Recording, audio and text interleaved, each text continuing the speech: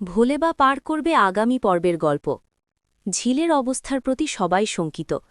আহত ঝিল হসপিটালে ভর্তি, আর তার আশেপাশে সকলের চিন্তার ছায়া।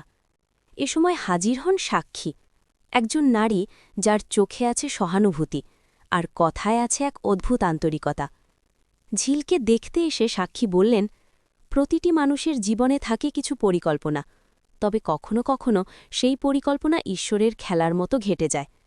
আমি প্রার্থনা করব যেন সব ঠিক হয়ে যায়, আর তোর জীবনে আসে এমন একজন ভালো ছেলে যার সঙ্গে তুই একটি সুন্দর পরিবার গড়তে পারিস। ঝিল একটু সন্দেহভাজন মৃদু হাসি দিয়ে বলেন, কিন্তু কেন হঠাৎ করে তুমি আমাদের নিমন্ত্রণ করতে যাও? আমরা তো তোমাদের কেউ নই। এই সময় ঝিলের দিদি সতর্ক হয়ে বলে, সাক্ষী আসলে কি আমার বোনের সংসার ভাঙতে চাইছে? তারই তাকে নিমন্ত্রণ করার কোনো মানে নেই। এই প্রশ্নে ঝিলের এক বান্ধবী যুক্তি দিলেন, সত্যি সাক্ষী এমন কিছু বলছে যা একটু ভয়ঙ্কর। সে একটা বিয়ে হওয়া মেয়েকে ডিভোর্স করে অন্য কারোর সঙ্গে বিয়ের কথাই ভাবছে।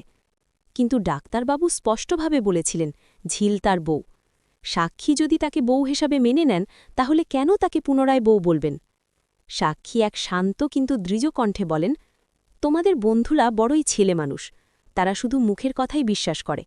আজ যদি আমি অপারেশনটা না করি আর অন্য কাউকে রেফার করি, এবং যদি অপারেশন টেবিলে ঝিলের কিছু হয়, আমি নিজেই দায়িত্ব নিতাম। তাই যাই হোক, সাক্ষীকেই করতে হয়েছিল অপারেশন, কারণ সে সেরা।